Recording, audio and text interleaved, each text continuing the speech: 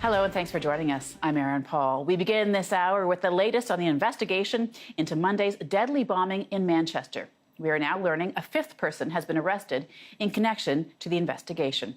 The man was arrested just west of Manchester while carrying a package that police are now assessing. A Libyan security spokesperson says the brother and father of the alleged bomber have also been arrested in Tripoli. Authorities say the alleged suicide bomber, 22-year-old Salman Abedi, was part of a network of people and not a lone wolf attacker. The government has raised the threat level to its highest, critical, as nearly 1,000 British troops have been deployed to protect major landmarks in major cities. Rob Harris is a writer for the Associated Press, and he joins us now from St. Anne's Square in Manchester.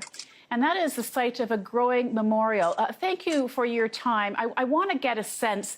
2 days have now passed since that attack. What are the emotions, the feelings like in Manchester? Well, obviously, it's really struck Manchester pretty hard. Just a short while from here, actually, in 1996, there was a large bomb that ripped this centre apart. And this has been as devastating emotionally for the city 21 years on.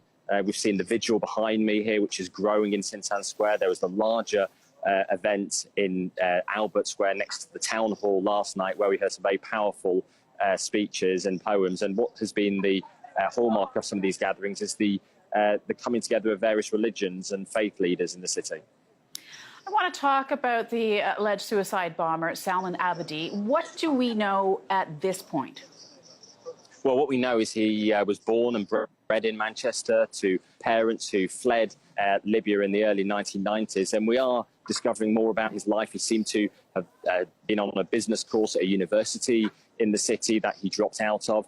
And we know he was in Libya a month or so ago. And according to his father, he was due to go to Saudi Arabia very shortly.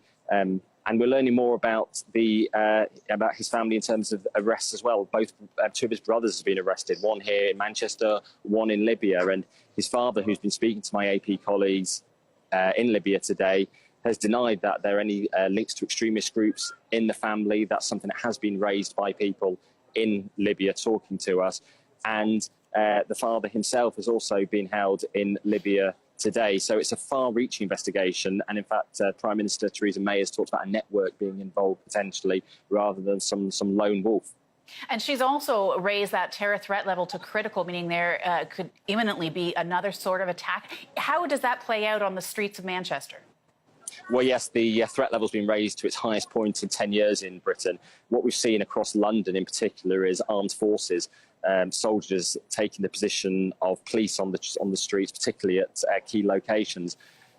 Less so in Manchester, though. We are seeing pretty much a standard level of policing, but elevated to a degree. We're not seeing soldiers on the streets of Manchester.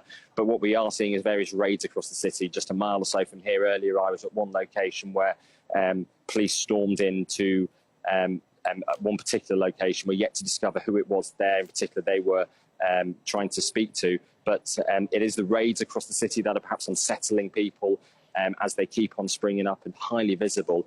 But unlike in London, the security operation isn't as visually strong. And one particular concern in London is various large sporting events taking place this weekend, which Theresa May has talked about in particular, that there is a greater need to safeguard in light of not only the attack, but the unknown nature of the network potentially behind it.